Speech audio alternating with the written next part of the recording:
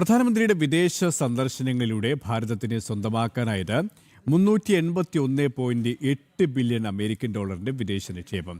2021 April മുതൽ 2025 December വരെയുള്ള കണക്കുകൾ വിദേശകാര്യ മന്ത്രാലയമാണ് പുറത്തുവിട്ടത്. പ്രധാനമന്ത്രിയുടെ സന്ദർശനങ്ങളിൽ ഒപ്പുവെച്ച ധാരണാപത്രങ്ങളും കരാറുകളുമാണ് വിദേശ നിക്ഷേപം യാഥാർത്ഥ്യമാക്കിയത്.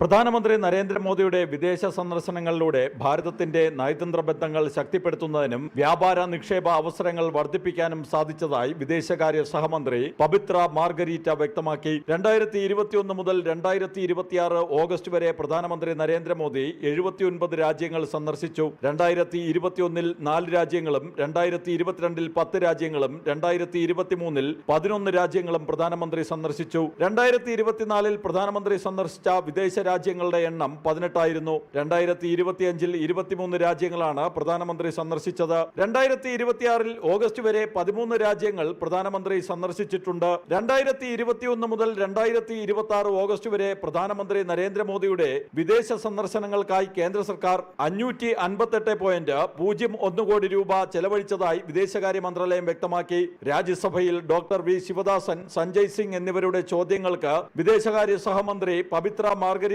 ആണ് മറുപടി നൽകിയത്. 2026 ഇതുവരെ 74.59 കോടി രൂപയാണ് പ്രധാനമന്ത്രിയുടെ വിദേശ യാത്രകൾക്ക് ചെലവായത്. മലേഷ്യ, ഇസ്രയേൽ, നോർവേ, ന്യൂസിലാൻഡ് എന്നിവയുൾപ്പെടെ 13 രാജ്യങ്ങളിലേക്കുള്ള സന്ദർശനങ്ങളാണ് ഈ വർഷം നടന്നത്. 2021 ഏപ്രിൽ മുതൽ 2025 ഡിസംബർ വരെ ഭാരതത്തിന് ലഭിച്ച നേരിട്ടുള്ള വിദേശ നിക്ഷേപം 381.8 ബില്യൺ അമേരിക്കൻ ഡോളറാണെന്നും പ്രധാനമന്ത്രിയുടെ വിദേശ സന്ദർശനങ്ങളിൽ കൈവരിച്ച ധാരണാപത്രങ്ങളും കരാറുകളും വിദേശ നിക്ഷേപം രാജ്യത്തേക്ക് എത്തുന്നതിന് അനുകൂല സാഹചര്യം സൃഷ്ടിച്ചതായും വിദേശകാര്യ മന്ത്രാലയം വ്യക്തമാക്കുമ്പോൾ അത് പ്രധാനമന്ത്രിയുടെ വിദേശ സന്ദർശനത്തെ വിമർശിക്കുന്നവർക്കുള്ള മറുപടിയാണ്. പ്രധാനമന്ത്രിയുടെ സന്ദർശനത്തിലൂടെ ഭാരതത്തിന് മറ്റ് രാജ്യങ്ങളുമായി ഊഷ്മള ബന്ധം സൃഷ്ടിക്കുന്നതിനും മികച്ച നയതന്ത്ര ബന്ധം കെട്ടിപ്പടുക്കുന്നതിനും കഴിഞ്ഞു. ജനം, ഡൽഹി.